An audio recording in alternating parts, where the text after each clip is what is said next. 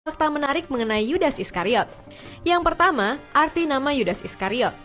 Namanya dalam bahasa Ibrani disebut Yehuda Iskariot. Dalam bahasa Yunani disebut Iodas, anak Simon Iskariot, Yohanes 6 ayat 71. Nama Yudas sendiri memiliki 3 arti berbeda. Pertama, orang yang berasal dari daerah Keriot. Kedua, orang Sika atau pembawa belati yang merupakan sebuah sekte Yahudi yang fanatik. Dan yang terakhir, diambil dari bahasa Aram, yaitu orang yang hidup berpura-pura atau pengkhianat. Yang kedua, asal Yudas Iskariot.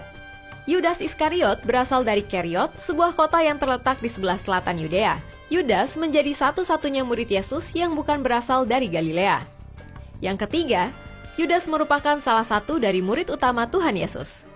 Murid-murid Yesus terbagi dalam beberapa kelompok, seperti kumpulan 120 murid, Kisah 1 ayat 15, 70 murid, Lukas 10 ayat 1, dan 12 murid utama, Lukas 6 ayat 13, yang merupakan para rasul. Yudas menjadi salah satu dari 12 murid utama tersebut. Ia mempunyai hak yang luar biasa sebagai murid atau rasul Tuhan, sehingga Yudas mendapatkan pengajaran-pengajaran yang penting dan luar biasa langsung dari Tuhan Yesus sendiri. Yang keempat, selama 3 tahun lebih hidup bersama Tuhan Yesus. Yudas melakukan pelayanan dan hidup bersama dengan Yesus selama 3 tahun lebih. Itu berarti Yudas mendapatkan kesempatan untuk melihat langsung mukjizat yang Yesus kerjakan.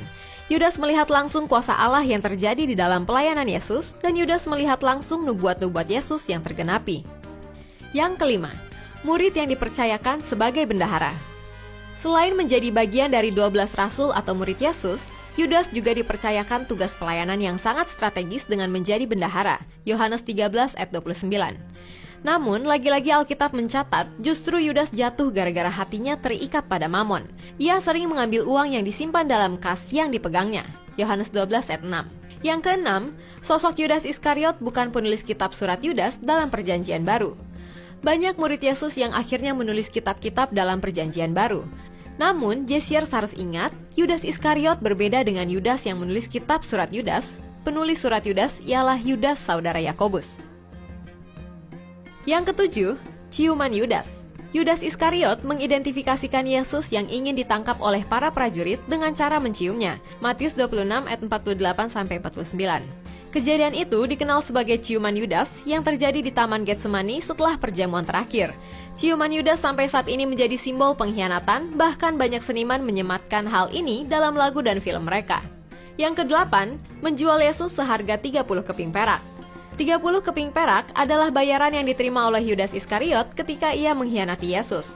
Matius 26 ayat 15. Uang itu ia peroleh dari imam-imam kepala yang membenci Yesus. Setelah Yudas menjual Yesus, ia menyesal dan mengembalikan uang tersebut kepada para imam kepala. Selanjutnya, imam kepala menggunakan uang tersebut untuk membeli sebidang tanah yang kemudian disebut tanah darah. Kisah Para Rasul 27 ayat 7-8. Yang kesembilan, tokoh yang kontroversial. Sepanjang sejarah gereja, Yudas Iskariot telah menjadi tokoh kontroversial.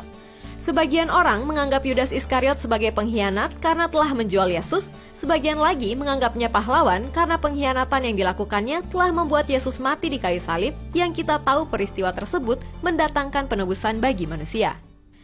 Yang ke-10, kematian tragis Yudas Iskariot. Cerita mengenai kematian Yudas Iskariot sangatlah mengerikan. Setelah Yudas menjual Yesus, ia sangat menyesali perbuatannya, namun tidak bertobat. Yudas melampiaskan penyesalannya dengan cara gantung diri. Matius 27 ayat 5. Setelah itu, tubuhnya terlepas dari tiang gantungan dan jatuh tertelungkup, perutnya terbelah sampai isi perutnya tertumpah keluar. Kisah Para Rasul 1 ayat 18-19. Nah, itulah fakta-fakta menarik lainnya